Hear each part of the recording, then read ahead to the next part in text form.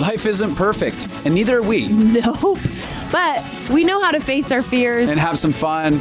and talk about all the messiest things of life. Like the messiest things. Get connected to yourself, get connected to others, and get connected to the life right in front of you. This is The Connected Life with Justin and Abby. That's me. That's you. And you. Hello and welcome to The Connected Life. Damn it, Mariah. It's my start. Take it back now. Take it back. She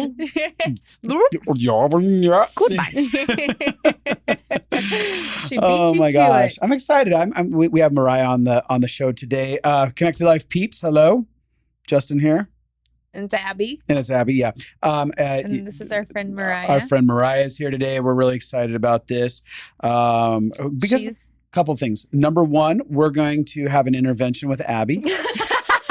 What is it going to be about? It's going to be about you learning how to take ownership in this marriage. See? I mean, I'm not even scared of that one because there's a lot of things I'm bad at in life, but I can do that. Yeah, you've been progressively becoming better at that. I mean, I'm That's not a the true best, statement. but I'm not the worst. No, but it's interesting because I was just talking to my counselor the other day about you and talking about how you've progressively gotten so good at, bringing stuff to the table and taking You ownership. did? Yeah, and how that's been very helpful for my heart. Oh. Yeah. Instead of just being a crumb bum and acting like you caused no problems in this marriage. No, I'm totally kidding. That's a total joke. But you've become really good at that. And that is something that Mariah has become really good at it. Oh, she's a boss at I can it. tell you a little bit more about Mariah in a second, but she has become a boss at taking ownership inside of her life, or also known as own your shit. Hey-o. And we're going to hear stories from Mariah about how this changed her life and her relationships. And if you want to fill people in on details about who Mariah is real quick, you can. Yeah, Mariah is a delight. I'm so excited that you're here. Mm-hmm. It's going to be a fun journey today because she's hysterical and Yeah, that's super why I like you. relatable. We love having her around. She helps lead our courses. She's been with us for probably 13 or 14 years. Almost, yeah. And we've trained her. She's an incredible consultant. She works with people. We send the difficult ones to her. And she's fun and hysterical. She's been through horrific trauma and has found a way to be fully, has found the beauty of life in the midst of that, has found a way to be loving and recover in the trauma of some of the things she's had to go through. That sounds kind of dark, but it's true. What's beautiful is that you've overcome a lot. Yeah, I Like, guess that's what I was the literally point, trying is that Thank you for have asking. dug in.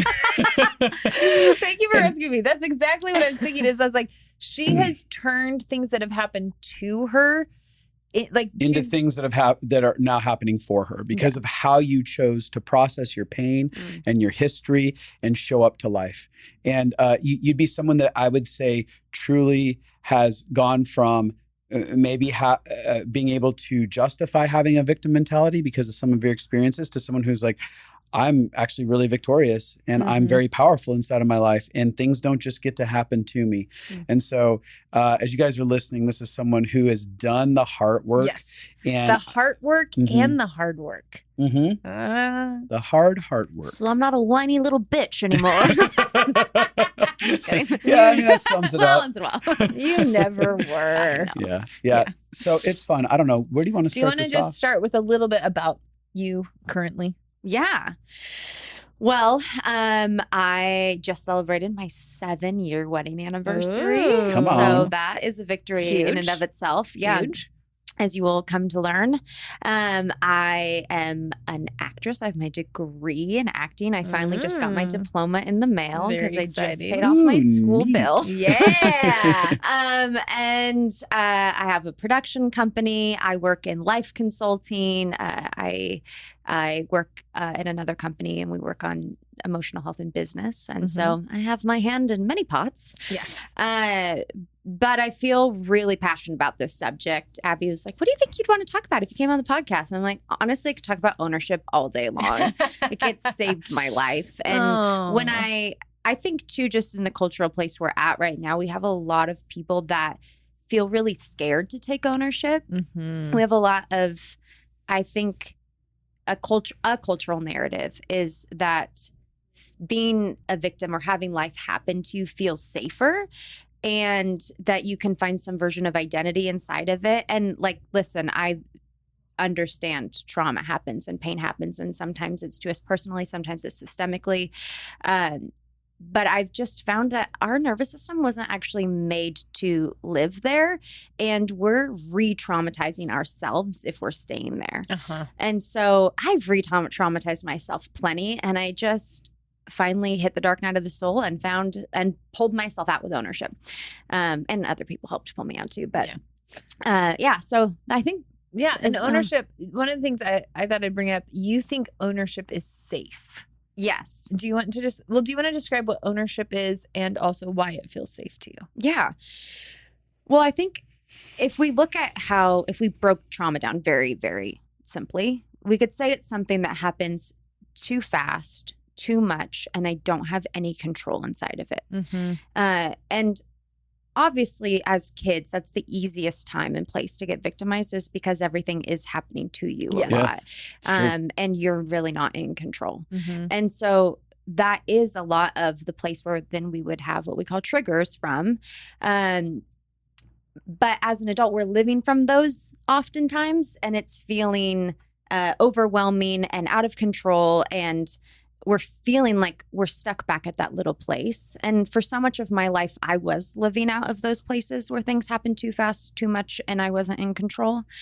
And so I could keep repeating that cycle as an adult, but I found I have some big moments where I have like a few moments that we'll talk about, and then a few experiences that I'm like, I felt the feeling of relief when I owned the thing that I thought would get me kicked out, it would get me pushed away. When I finally just accepted that that was a part of me, I got brought in. Yes. I got to feel safe for the first time.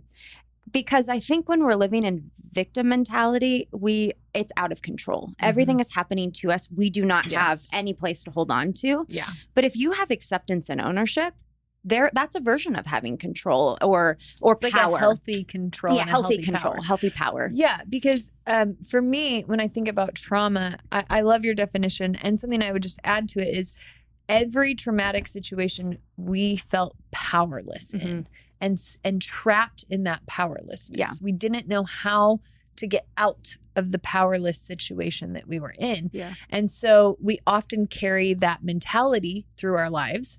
So now maybe this event or this season happened where I was experiencing that I was truly powerless. And a lot of us, like you said, are truly powerless as kids to adults, to bullies, to situations.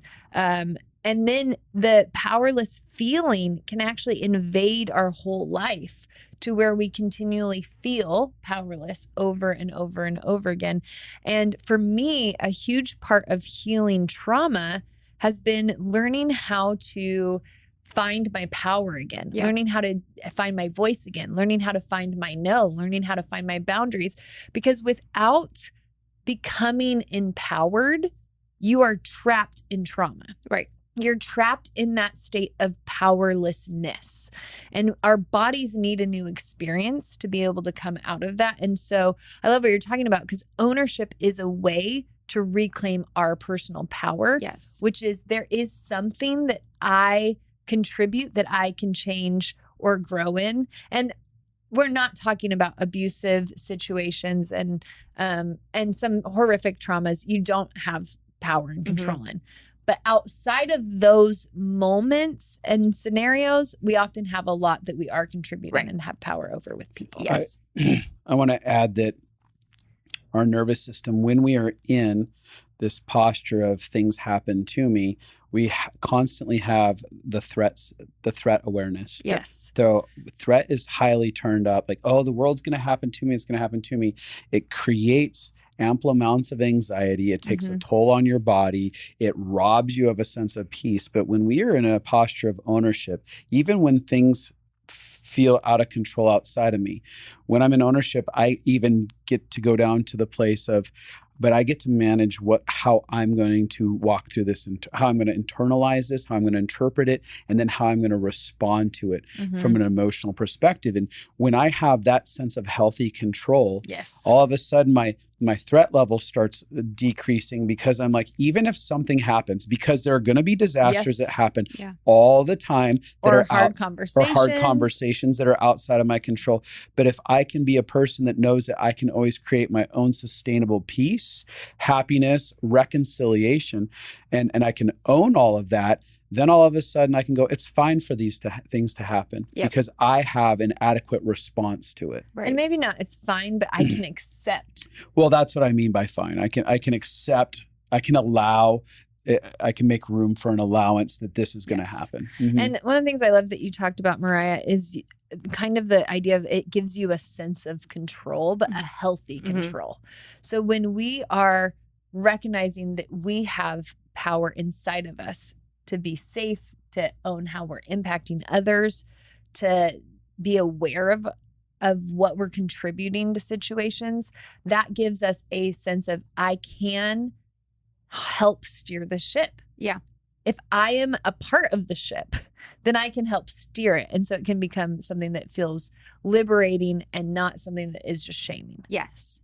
I think an example of that is when I was, I think 19 or 20, I interned for Abby at a school she was working at. And she had one rule for the interns. You can basically get away with murder with anything else. Just this one thing. Just don't do this one thing. And I, at the end of the year, did the one thing, the one rule. I broke it. And I called you and I told you, and you were like, okay, you broke the rule.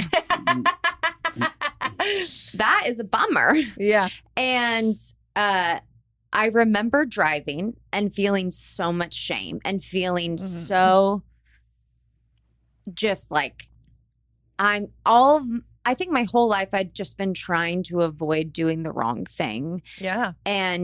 Or never getting caught doing the wrong thing.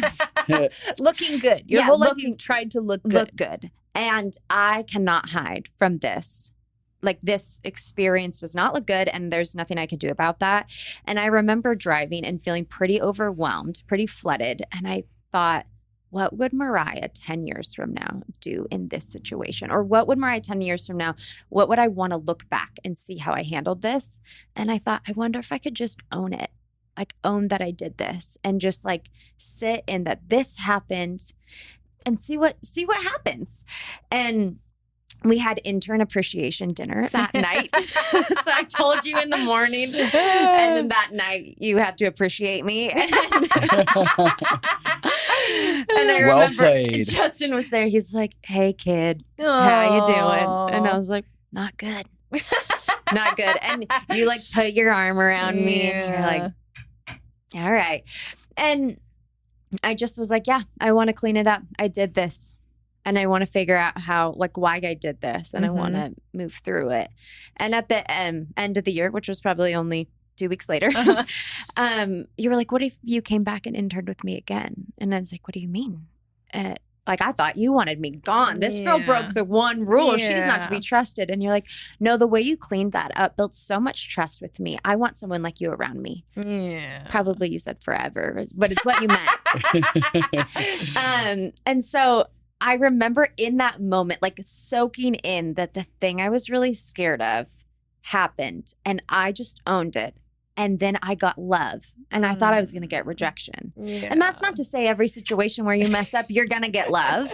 But I now I have one piece of evidence to prove that narrative I have is not true. So it might happen again, but I have experienced it over here as it's true. I could get love even when I mess up.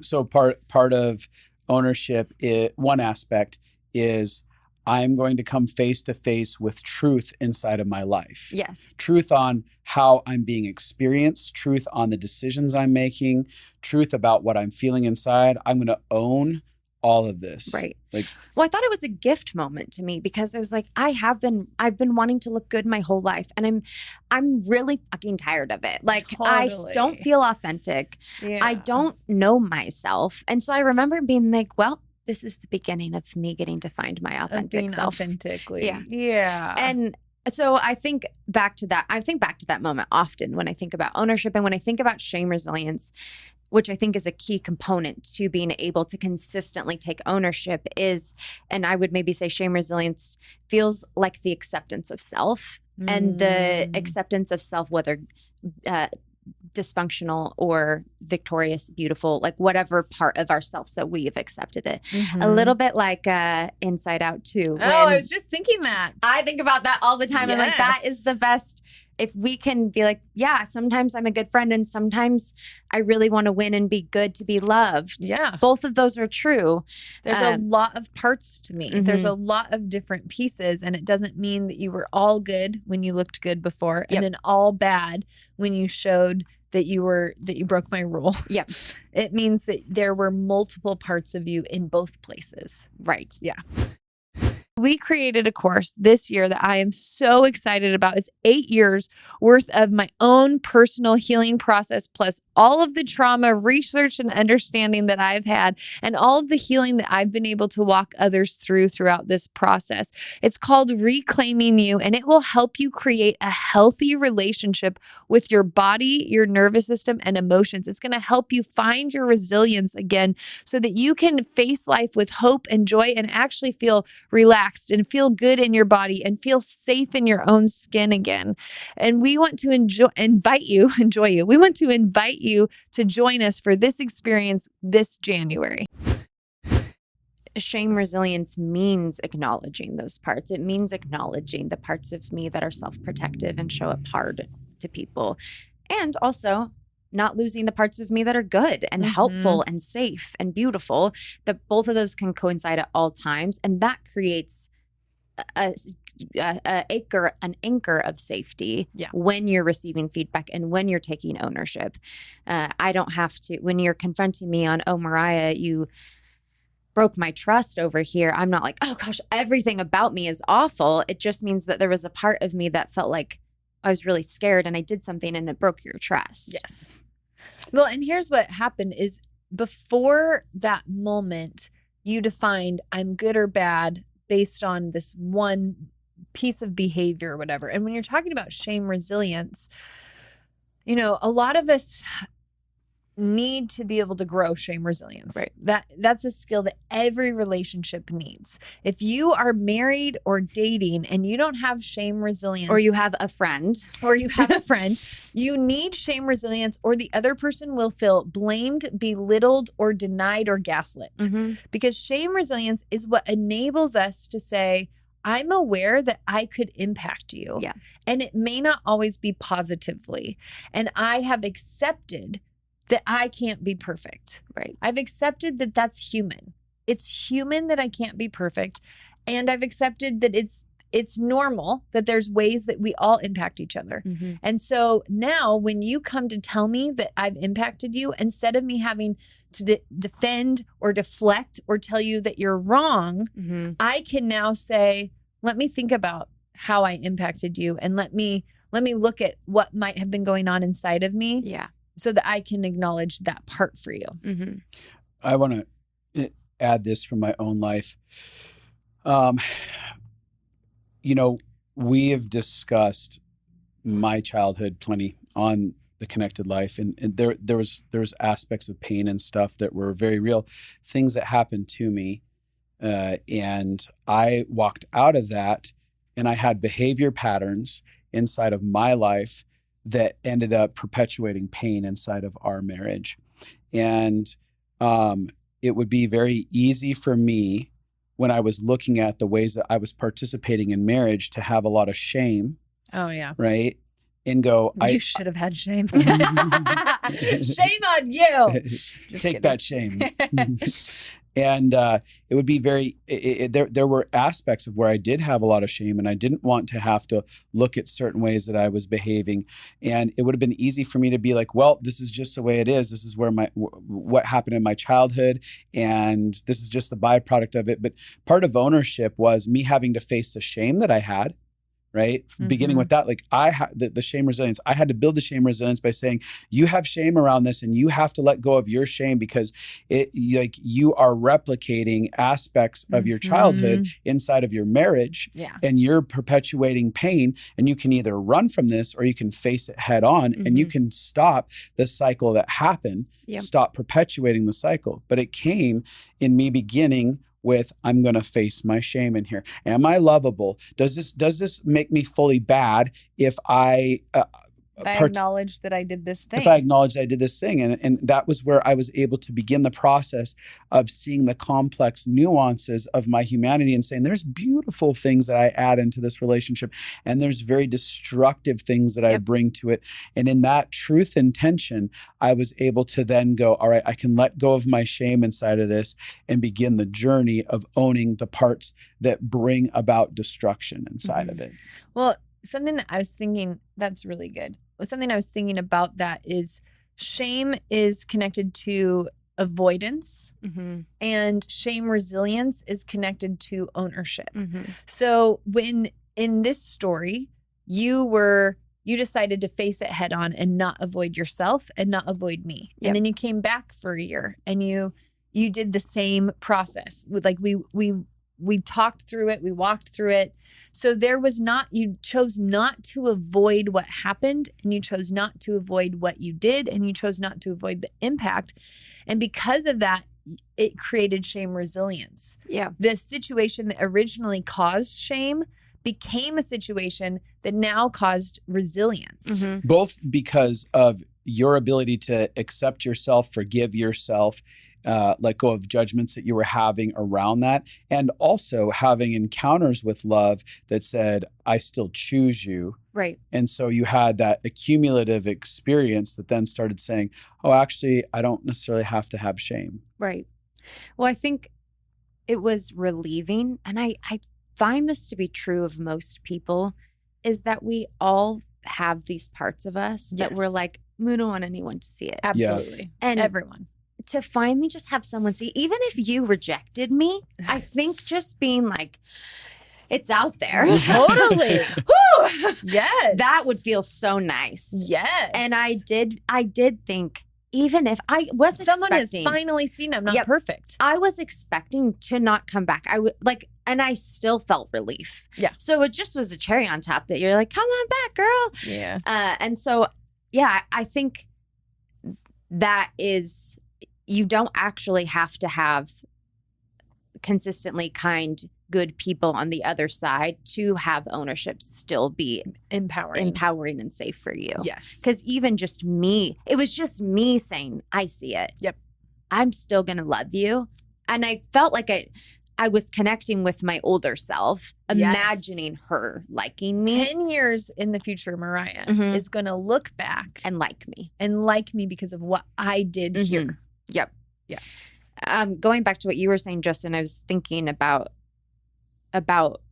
marriage and how when we're kids and things happen to us, we find partners that we're like, you'll heal this in me. You'll save me from this. Yes. And it does feel more like you'll save me from this. You'll be the 100%. parent I didn't have. And it's a rude awakening. When you realize they are the exact thing to push those exact triggers. When I was getting married, I had a list of here's all of the things I need to pick in a man to make sure that he's not like what hurt me. Yes. And then life happened. We both got triggered inside of a ton of pain. And what does my husband do? Seems to turn into the same thing that hurt me. Absolutely. It was very different, but it felt very similar. Yeah. And I think, and I would wonder from you too, like, did it feel like you were getting to love the little kid that all of this happened to when you started taking ownership in your marriage? Because like when you're in the energy of everything's happening to me like you are when you're a kid, you're just re-traumatizing that little part of you. You're reliving that pain over and over again. But when you step out of that energy into something new, you're like, hey, I'm not letting this shit happen to you anymore. Like I'm choosing a new path here and I'm actually going to get us out of this. Like what did that feel like for you? Yeah, good question. I definitely went deep down internally and started having compassion on everything that did happen. That was such a key component to all of it. Is I'm going to see all of your story and start understanding, because like I had to become intimately connected to my story. I had to say, this did happen. These are the events that impacted me. Yeah. And the result of that is this over here. So then it began with, I see you, I understand why you're acting the way that you are. I can see the pain that you have, which was a reconciliation point within my own being that was taking place. And as I was giving that love and that compassion, then as an adult, I had to own that I am a grown-ass adult, and I am reacting out of my kid self. And that became something that was like, all right, Justin, now we get to turn the tides. We get to rewrite the story. It's not just something I have to do because I'm bad otherwise, but it's because I'm like, no, but I get to take back my life. And that felt exciting, that I didn't have to feel trapped in replicating a cycle. Because when we're trapped replicating a cycle like that, it means that we haven't even, like, we're trapped in our history. Yes. Like we're still feeling the effects of our history. Our history isn't getting resolved. Almost like we're in this constant state of emotional flashback. Correct. Yeah. And so as I'm choosing out of the flashback, I'm also choosing to settle the thing in my history as well. Yeah. Yeah. And when we live in avoidance of what we did, or denial that we impact, or that there's anything that we're doing, when we're not living in ownership, then we can't go back to our little kid that was hurt. Right. Because most of my negative self-protective behaviors want to, if I will acknowledge them, recognize, oh, I'm doing this thing that's hurting people. That means I'm trying to protect myself. That means there's something inside of me that is hurt. Typically that shows me something from my history, from my childhood, or from the past. And when that enables me to then be able to get love and compassion towards my younger self, to bring healing that creates more wholeness. So without ownership, without owning how I'm impacting others, then I never actually get to do the healing that invites me to actually break those cycles. Right. Because you're saying without the ownership, what I'm ultimately doing is I'm not taking inventory of the reality of my history that got me to this place in the first place. Yeah. Do you want to tell it? Oh, did you have something you want to say? No. Do you want to tell us about ownership in marriage for you? Yeah, sure. Well, I was just thinking, last time I was on the podcast was right before my season of PTSD. Yeah. If you guys want to listen back, Mariah and her family are on our podcast, I don't know, like 60 episodes ago or more. And I don't remember 187. Oh, great. Okay. So like a lot ago. Yeah. 120 episodes ago. And it is a remarkable story. Yes. It's incredibly unbelievable. remarkable. It's very redemptive, and the beauty. Tragic and redemptive. Yeah. The most beautiful thing that you could hear from the most tragic story. And so if you guys want more information on that, you can go watch around 186. So there's a lot of hope in it. Yeah. And then also it caused me to have PTSD. Telling the story? No, or not just telling the story. No, it? just living the story. Yes. But there was several traumatic events that happened. But then it led to me having probably a year or so of like pretty I was feeling very out of control and having a lot of rage and feeling like my life is, I think naturally my personality is bent towards ownership. Yeah. So I think like I have to find balance inside. Sometimes it's okay if I just sit in compassion and empathy, and that things happen to me. And like, I want to be like, I just want to own it. So that is why it's a strength of mine, but it's also a natural bent I think I have towards that. And PTSD does not make you feel like that. It makes you feel like the world is crashing down on you. Yeah. Please, somebody rescue me. Yeah. Please, somebody get me out of this.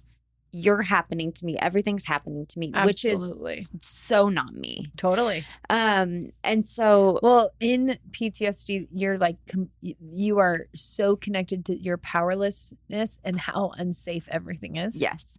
So you're the most disconnected from your personal power and your ability to feel safe. Yeah. Yeah, you really are. And I think like probably 2020 did kick it off, because I think the pandemic made me feel very out of control, and I already had the accident with my sister's attack, and then more and more, and like there's just so many things that happened. But basically, I started having pretty intense rage episodes where I wouldn't like black out in rage, but I would get that like intense tunnel vision and energy that is like, I have to like hurt somebody or something or throw something. And I know that feeling. It is wild. And then my poor husband is like, what is happening? I remember one time. My wife has now become a rage monster. For those of you who are just joining us, we've been in the emotional health field for 15 years now. We've had over 4,000 clients, and we've had over 10,000 people take our courses. And the cool thing is that in that whole process, we've actually had thousands of people tell us that taking our courses has radically transformed their lives, their relationships. And the reality is, it's not just because of the information, it's because of the community aspect. And that's what's so cool and unique about Reclaiming You. It's 14 weeks of live community experience that you're going to have when you join us for that. So we're excited about it. Come join us. You can go to justinabby.com/reclaimingyou. And October 28th is when that'll be available on our website. And then January 11th, 2025 is when the course kicks off. And it's going to be a cool way to start the year off. So come join us. I mean, I definitely in PTSD was like, you tricked me. I made sure you were good at confrontation. I made sure you were open and soft, and now you're hard and you're defensive. And he's like, I tricked you. You tricked me. You're insane and you're raging at me. And I'm like, wow, we tricked each other, didn't we? And that does feel like marriage is like, oh, we're so in love and things are so beautiful. And then And then if you go through something that really stresses you both out and you go into your protectors, you do become different people. You're like, who's the psychopath in marriage? Yeah. Because your protectors aren't out when you're in love. No. You're like, ooh. Everything's safe. It's so good. We love each other so much. My best self. Nothing bad could happen here. Well, for some of you guys, when I was dating, I had all kinds of protectors, but that's nice that you guys experience it. It gets worse if you go through trauma. Your protectors come out more. Definitely. I remember one time I was like enraged, and Daniel went and locked himself in our guest bedroom. And I was banging on the door, and I'm like, let me in. I'm not done with this conversation. And I'm like banging on the door, like yelling at him. And then he's like being really calm, like trying to stay okay back there. And then all of a sudden it was like I was removed from my body, watching myself banging on the door. And I was like, oh, I'm really mad. What a funny thing. What a funny thing that's happening. And then I was like, Mariah, you're crazy. And then I started laughing because I was like, this is so silly. I'm like scratching at the door and trying to beat it down. So then I'm like, let me in. And then I start, and Daniel was like, she's lost her mind. She's gone out of control. But that happens to me in rage sometimes. It'll get to a point that it's so extreme and ridiculous that then I just start giggling. Like, I'm like, this is dumb. But Daniel doesn't find it funny at all. Weird. So weird. But anyway, so that's happening. And then Daniel eventually breaks and can't keep trying to be open to a rage maniac. And so then he feels quite defensive, and I'm very anxious attached, and he's avoidant. And so he just runs away. He runs away. He's like, I'm done. Peace, yo. And so then I'm like, I'm abandoned in my marriage. Yeah. And I think that's when PTSD turned on for me, was feeling abandoned by him. And that is what it felt like. It felt like you are emotionally neglecting me for a year of our marriage. And you're doing things that remind me of the thing that hurt me so bad. Behaviors that he's doing remind me of places I felt a lot of pain in my childhood. Yeah. And there's nothing really that he was doing that was like wrong. It's just how he was coping with it. Mm-hmm. Right. And at that point, like, there's an aspect of like, you're really are acting threatening in behavior. Is that right? Oh, I'm totally threatening. But I could not, like, my family also has rage. So it feels pretty normal to me. Like for a long So time. why are you running away from this? Yeah, Don't just come back and just finish talking. We rage, and then we're like, somebody finally goes, okay, I'm sorry. And then the other person softens, and then we're like, I was really rude. And they're like, yeah, I was really rude. You're right. You're totally right. You're totally right. And then we cry and we hug. Right. That did So not that's happen. your conflict model that felt normal to you. And it feels beautiful and after. terrifying to him. Yes. Like, we got through it to the other Yeah, side. and we're crying and we feel connected, and then you do the and you're all fine. And that was not happening with Daniel at all. And so I remember there would be times, which was so sweet because Pete and Johnny were on your podcast, and they told the story of our marriage. And we were sitting in the middle of like a big conflict, and I was like, we need to listen to this. Mhm. And we listened to Pete and Johnny talk about how Pete's on the bed crying and Johnny's just sitting there Stone cold. stone cold. Mm-hmm. And then they're talking through, I felt like you were abandoning me and you didn't care. And he was like, I was so scared and flooded and I had no idea what was going on and I didn't know how to fix you and I felt like I needed to. And Daniel was like, that's how I feel. And I was like, that's how I feel. And we both do. So that it was moments like that where I started being like, this is on me.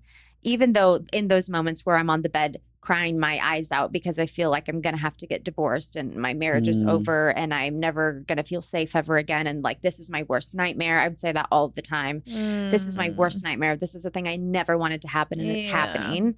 Which I just want to pause there because I think this is very common as an adult. Oh, yeah. We face some circumstance that we didn't choose that brings up all of the fear that we've had, that this is the worst, this is the thing that we were so scared of. Now, it typically may not happen the way we thought it would. It's more like, these are the feelings I've been so scared of my whole life. Because the circumstance that was happening in your marriage was bringing up you feeling so alone. So alone. But it wasn't your worst case scenario about what marriage could end up like. No, when I look at the situation, I'm like, yeah, we can get through this. Sure. This is not that big of a deal. The feeling of being alone was the very thing I just was like, if I could keep that away for all of my life, I would be okay. Because I felt so alone. Yes. And so there was several times where I can look back and see those like big explosions and me feeling like it's all on him. Like if he could just, and we would go to marriage counseling and I'd be like, if he could just change this behavior, I would be fine. Right. Because he was doing some behavior that was really triggering. It was really and is triggering. realistic. Yeah. Yeah. And my marriage counselor would not let me have it. He would not say, yeah, Daniel, if you would, could you just stop doing that for a little bit? Mm-hmm. He was like, you can learn to live with this. You'll be fine. And to this Which day, I will also say, I don't know that your counselor was trauma informed, and I don't think that they were understanding you were in PTSD No. reactions. I don't think they understood how similar the situation was. yes.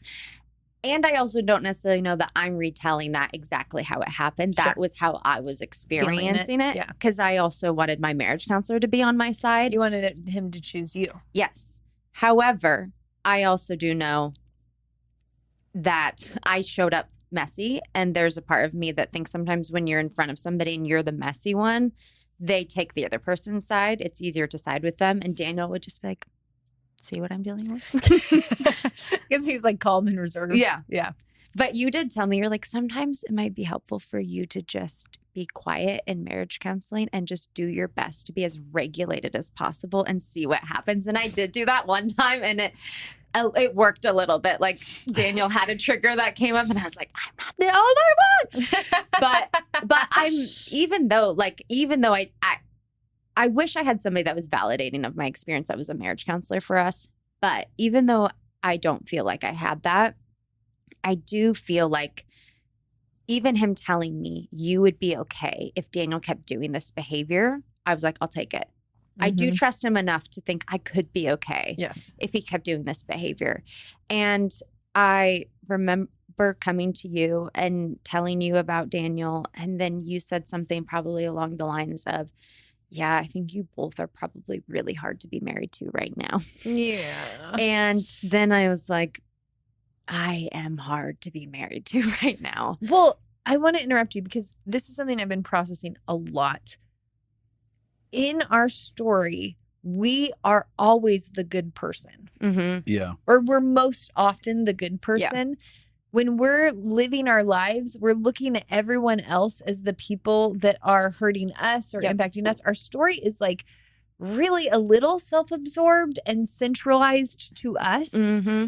And I've kind of liked how Disney has started showing like villains pre-stories where you start to see like they may not see themselves as the villain in this situation. I love that about Maleficent. It was like she didn't see herself as the villain. Right. And I think for me, part of the journey of ownership is starting to be like, wait a second. This other person thinks I'm the villain. I think they're the villain. I think they're the one doing this horrible thing to me, but they think I'm doing the hard thing to them. Yeah. And then that makes you mad because you're like, I'm the good one, not the bad one. I'm the good one. And this is why I've let go of good and bad and been like, okay, what if I looked at this not so self-centric, not so self-victimized? What if I was looking at this more accurately, which is what I was giving advice to you for? If I was looking at this more accurately, I would see, obviously I'm playing a role. I have PTSD.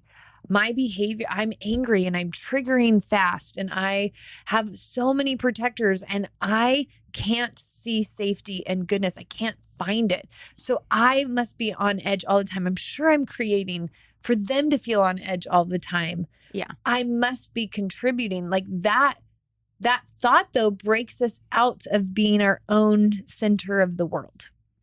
And I think that's such a good point because the story I had inside my head was the reason I'm feeling like this is because Daniel feels like he's emotionally abandoned me. But Daniel, which was really just him freezing. Protecting. And he froze because for a year before that, I was raging nonstop. Not nonstop, but like a lot. And so my behavior, he eventually had to protect himself from it. And then I reacted to his behavior and blamed him which now I like feel really sad when I look at that. I'm like, gosh, you had no idea what you were dealing with. And like, nobody knows. Nobody writes the handbook on when your wife is traumatized and begins to rage at you, what do you do? Totally. And so I think what I started with was getting to be like breaking that down and not seeing it as like, this is the moment. But what did I do that led up to this, that caused, like that helped create this? Yeah. What did I do to co-create this situation? Yes. I started being like, what the behavior he's doing is painful to me. It might not be painful to somebody else, but it just reminds me of pain points. And so it's painful to me. But I'm participating in it. What I realized was the more I try and control, the more Daniel pushes away. And the more I try and tell him that his behavior is hurting me or like to change his behavior to stop, to make me feel safe, because that was all I wanted. Could you change your behavior so I could feel safe? Yes. The more I was like, can I feel safe whether or not his behavior ever changes? And that was where my life changed forever. Yeah. Because he really was pushing me away with his protector. And I was really responding intensely to that. And when I stopped responding intensely to that, he didn't need his protector so big. And then slowly and surely, he's lowering his protector as I am feeling autonomous inside of safety instead of it's all on you. And so I think that was the beginning of me pulling out of PTSD. Was realizing what? Was realizing that I'm a co-creator to this pain. Wow. And it's not happening to me. I'm doing this too. I'm contributing. Yeah, Right. I'm contributing. Part of what it sounds like is that there's a difference between reasonable and justifiable in my mind. And what you saw was it's reasonable how both of us are responding. Yes. Like there's reasoning. I can understand it. We're both participating. It may not be justifiable. It may not be the way to wholeness, but we are doing this and it's reasonable and I'm part of it. Yes.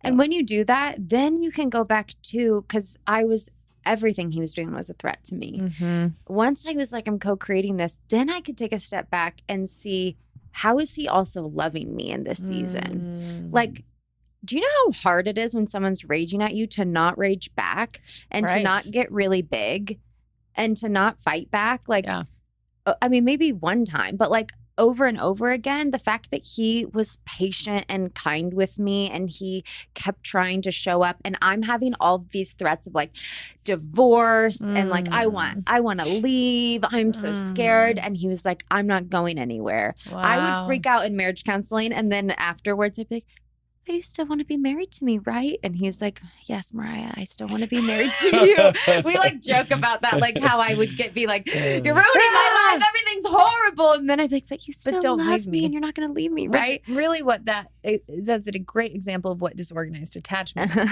which is I feel so unsafe inside of myself that I'm pushing you away, but terrified of you leaving. Yes.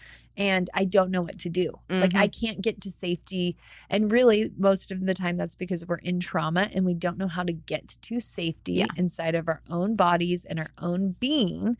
And so what we do is we push and pull away to try to create that safety with them. Yep. We shared earlier about reclaiming you. This next year, we're also kicking off an online membership called The Connection Cure. With The Connection Cure, you can get access to all of our courses and our online resources for one low price. Now, if you jump into Reclaiming You, you're going to get early access to The Connection Cure free with your purchase of Reclaiming You. Yeah, so you'll get the Compassion Project, the Father Series, Living Fully Alive, Pathway to Freedom, and Relationship Glue, along with the thing I'm most excited about, our Regulation Library, which has over 70 guided regulation exercises for you to be able to start to retrain your nervous system to feel peace and connected to yourself. Come join us January 11th, 2025 for Reclaiming You and get on board for with the Connection bonus, Cure. Yeah. You get a bonus in the Connection Cure for as long as you're doing it. And that's a lot of what it felt like. So then I could feel his love towards me. And when you are feeling like everything's happening to you, you can't look for cues of safety because everything's a threat when you're feeling like a victim. Yeah. Because truthfully, and I'm not saying that in like a don't be a victim kind of way, but like it's really a state of your nervous system is feeling victimized and constantly looking for other ways that you're going to be hurt. Yes. And when it's hypervigilant. Yeah, hypervigilant is another way to say that. And so when I could step out of that, I could see there's so many places where I'm being loved. There's so many places where he's trying. There's so many places where he's showing up. And then I could have so much compassion for how hard that would be to be married to me through PTSD. Yes. And how he did his best with what he had. And then I felt really loved by him inside of it. And now we are seeing Johnny Duffield. Love it. And he is, we still want to be right. Both of us, we love to do marriage right. Yes. And the other day he was like, yeah, you both are wanting to be the one that's doing this the best, but both of you are not because you're not doing it right for the other person. And so Daniel, when Mariah's saying this, you actually need to do it right by her. And Mariah, or when Daniel's saying this, it doesn't matter. It's not making him feel safe. So you've got to do it the way that makes him feel safe, which then I had to own how much I love to be right and how much that affects my husband, because it's not me caring about connection with him. It's me feeling safe that I'm right. Well, and I'll stop you right here and go into a little bit more detail about it, because the concept is for all of us who join into the emotional health world, it's because most of the time we feel out of control. And so we want to find a way to feel better. And I love that. This is a great way. Learning about yourselves and self-growth is a great way to heal and transform when you have pain.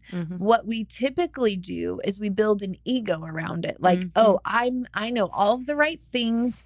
I practice doing all of the right things. And then we have a partner that doesn't respond the way that we want them to. And we're like, well, I'm doing this right. Good luck. I literally say sometimes, I'm a life consultant. Don't you think I know how to do this a little bit? Oh. Total ass move. Yeah, it is. Yeah. So here you are with Johnny, and he's like, hey, it actually doesn't matter if matter. that's the technical right way to do it. Mm-hmm. If he's saying that he needs this, there needs to be a place where you're considering him Mm-hmm. more than just considering what the right thing to do is. Completely. Yeah. Yep. Yeah. So how do you, like, tell us about then the journey of how that taking that ownership and realizing you contributed actually started to help you feel safer in your life? Well, I mean, there's a million ways, but I think it started in my marriage, and then it started in my marriage because no longer was I seeing the situation like Daniel rejecting me, but rather Daniel needing to protect himself against my protectors, which I am in charge of. And so you're like, I can learn to bring my protectors down mhm. so that he doesn't need to protect himself from my protectors. And what do you know? It worked. He didn't need the protectors anymore. And that was the thing too. I was like, oh, I villainized him. Like, I've made him the bad guy that I thought would just want to keep rejecting me because he's bad. Mm-hmm. But he's not. He didn't want to keep rejecting me. He actually wanted to be close to me. I just was making it quite hard. And he could sit here and have a whole other side of the story where he's like, I like have to own this part of my story as well. And he would. Yeah. But it probably would have included having like big boundaries where he's like, Mariah, you're going to go live by yourself while you're raging because I will not be a part of this. Totally. And I'm a little grateful he didn't have those boundaries at the time because I would have fucking spiraled. But it would have been good for me. Yeah. But I think then that just, it was almost like a drug where I was like, where else can I feel powerful and have ownership? Like now that I don't have to hide, now that I don't have to pretend like this isn't happening inside of me, I could have a million different things happen and somebody could just tell me, like I had a situation where somebody was confronting me it was a pretty unkind and dysfunctional way. And I felt victimized by it. I felt really scared. And I came to Abby and I was like, could you please, or like, I thought she was going to be like, they're terrible. They're a terrible, horrible person. human. You thought that Abby was going to say that they're a terrible, horrible human for what they've done. For how they talked to me, what they did to me. And she's like, oh, yeah, that'd be so hard. Do you want me to tell you the ways I think you're like them? And then it's like, fine, tell me. Because I was feeling so out of control. I had already talked to all my friends and told them what happened. Nothing made me feel better. They were like, wow, she's awful. Yeah. And nothing made me feel better, just made me feel like, yeah, she's awful. And it's going to keep happening to me. I'm going to keep being a victim to her. Yep. And then once I could see Abby begin to list the ways that we were similar and the ways that our pain was manifesting similarly. And then I was like, I also contributed to this. She was saying things like that I was hypocritical and judgmental. And I was like, I'm the nicest person ever. What are you talking? Hypocritical? And then I was like, no, it is hypocritical for me to point the finger at your dysfunction when I'm sitting over here with my dysfunction. Yeah. That is actually the definition of hypocrisy. I am that. And I am trying to control the situation. It's with good intention. Like I'm very scared and I'm trying to control everything so that I can feel safe here, but it is still control. Yeah. And I'm pointing the finger at how you could fix things, but I actually don't need you to fix things for me to feel safe. And then it was like a catapult after that. I just felt so like to live where you don't have to hide parts of you. You don't have to be ashamed of parts of you. So then if somebody gives me feedback and they're like, yeah, I just felt like you're trying to control the situation. And I'm like, yeah. That is a way I protect myself. So it makes sense if you would experience me like that. I never feel like I want to control. I'm never like, you know what I'm going to do? I'm going to control the situation. Control, yeah. Take away all your power so I can feel in control. But we do it subconsciously. And so then when somebody gives me feedback that that's how they're experiencing me, I'm like, you're probably right. I am a terrible witness of myself. Yes. We all are terrible witnesses of ourselves. And so I have to trust the people around me are good witnesses of me. They're Yes. bringing their stuff to the table too. That's a part of it. Absolutely. So I took it. You take Take it with a everything grain with a of grain of sand. Or salt. Oh, I don't Sand. know why you would ever eat the sand. Yeah, it's probably salt.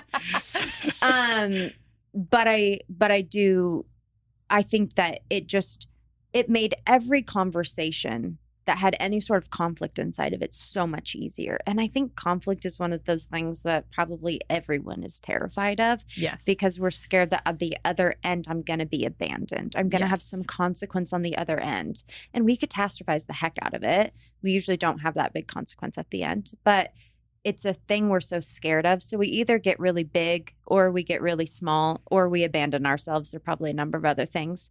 But if I don't have to abandon myself inside of conflict, I'm just allowed to take what you're giving me and assume that you have a version of truth that I need. Mhm. It's the biggest gift that somebody could give me. I want to add to that because, when it comes to feedback, it's often very scary for us, especially given certain deliveries. Yeah. We can have an experience of feedback where the delivery doesn't feel so fun because of the energy that it's in or the bluntness, the approach to it.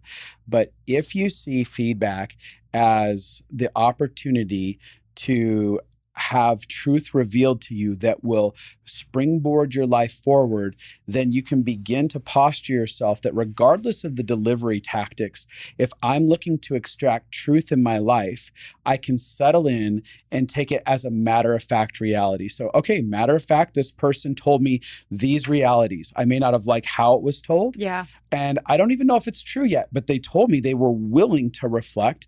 Awesome. I now have feedback.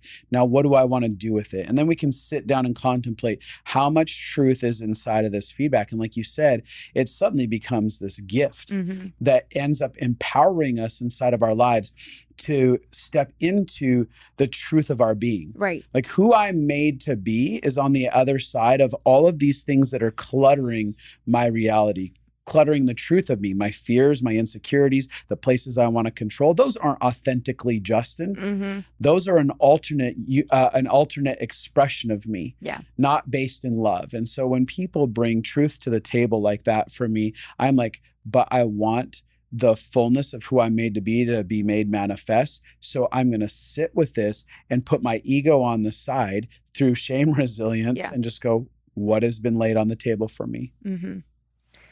It is hard. I think taking ownership. Is hard. I think taking ownership is one of the hardest things that I do still. And I would say I'm good at it and horrible at it. Like I can tell that my ego still needs to die. There's a lot of things I'm protecting. There's a lot of things I'll easily take ownership for. Totally. But there are a lot of things that I still have so much shame over that if somebody gets too close to saying like, you're doing this thing, that my brain just automatically is like, no, I'm not, or it's your fault, or what, like it's so easy to want to flip the script. And so I think one of the things about ownership is the more you practice, the easier it gets. And this is really a conversation, again, about reclaiming our power. What do I have power over? And, a lot of psychology has like the circles of control. And there's the circle of like, I cannot control other people's behaviors, other people's actions, certain life circumstances. I can control how I respond, how I feel, how I protect myself, how I view myself, how I respond. Or I already said respond. But so whatever I have power over, it is so important for me to keep me focused on what I have power over so that I don't get lost in the illusion of powerlessness.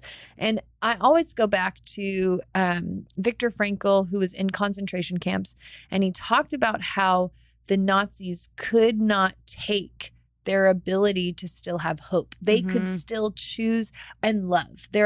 They said there's a power they can't strip from us. Like I have the power to share these meager food portions with somebody who needs it. I have the power to still be kind to somebody that I'm around. There's human power that they cannot, even when they are controlling all of my circumstances. And there's so many things that are being done to me that make me truly a victim. he said there's still power that we have. Mm-hmm. And that idea that in every victimizing circumstance, there's still pieces of power that we have, that is revolutionary. And so that is what I started to do to break out of victim mentality, to break out of PTSD. And there's lots of things I did to break out of PTSD, but one of them is to find your power again. And there is always something you have power over. Yeah. And a lot of times for me, the thing that I have power over is getting to safety inside of myself. Mm-hmm. Without controlling you. There are ways that I can find safety. And then learning how to bring down my protectors so that when you mirror me, you're mirroring softness, not protection. Yeah. Because exactly, I think what you said is one of the most common relationship patterns. We mirror the person across from us subconsciously. So if somebody's really frustrated with us, we often become frustrated with them. If somebody's really walled off, we often wall off. If somebody's disconnected, we often disconnect. Yeah. Even just subconsciously. And so when I can start to look at, I don't have to mirror someone. I'm going to consciously learn, how do I get safe enough within myself and get safe enough boundaries and safe enough tools that you can start to mirror safety when you're around me. Mm-hmm. You can start to mirror love when you're around me, because that's what I'm reflecting more of. That's such a good point, because I think that was the thing I had to get over inside of choosing power in my marriage. It was a childhood pain point to be like, great, now I have to be the powerful one again. Now I have to be the one that chooses the right road. Now, like, I have to do the thing so that you will be okay. And as I remember feeling that way, and I'm like, I am allowed to validate that does feel tough. That sucks. It's painful. And also, that's little Mariah's pain story. It doesn't have to be adult Mariah's pain story. Adult Mariah actually is totally fine with going on the journey to figure out how does she feel safe inside of herself without having to control the circumstances around her. She's actually okay with leading in this for a time. That's actually a totally fine thing that I can do. Yeah. It's just little Mariah that feels exhausted of that. Yeah. And so I would often, I remember you telling me this when I first got married, and I called them. I was like, this is so hard. And then you're like, you're not a little girl anymore. You need to remember that you're not stuck being a little girl. And I would think about that all the time. I'm like, I'm not a little girl anymore. I'm powerful. I have so much agency. I have so much ownership. I can do this. I can set boundaries. I can have a voice. There's a million things inside of this that I can do that feels really safe. And I think that, both are true, that it does feel tough when we're in a situation. I don't wish that time in my marriage on anybody, but I also am so grateful for the places that I found inside myself that pain helped me find. And I am glad about that. Yeah. I want to sum this up real quick. Okay. I have one last thing to say, but go ahead and sum. To me, ownership is really about truth and impact. So it's about connecting with the truth of what's going on inside of us and how we're showing up, and the impact of that on the world around us. To me, that's really encompasses what ownership is that I'm going to acknowledge it. I'm going to accept the reality of it, and then not only am I going to acknowledge how I impact it, but then I'm going to figure out how to clean it up and how to change. Yeah. How to reconcile, how to bring restoration from the places where I have impacted my world in a destructive way. And I love that. Mariah, it's been a joy hanging out with you here today. Is there any way that if people wanted to contact you for consulting that they could, or are you like not interested in sharing that? Oh, yeah. I should have a website, but I don't. I have an email. Wonderful. It's MG Hardy Consulting. HARDY. Yes. MG Hardy consulting at gmail.com. Wonderful. Get yourself a website, yo. I know. It took me forever to get a website originally. She doesn't need one. She's great. She's fine. People love her. They want to be involved. People will literally go to her for this exact thing that she's talking about, learning how to be powerful and learning how to have a voice. Because you always have authority in what you fought for. Yeah, that's true. All right. Well, hey, everybody, if you haven't already, subscribe on YouTube. Go to YouTube, watch on YouTube, and hit the bell button so you know when these new episodes drop. And if you want to check more out regarding us, you can go to Justin and Abby. That's abi.com. And you can check things out there. I'm going to go away now. Bye. Bye.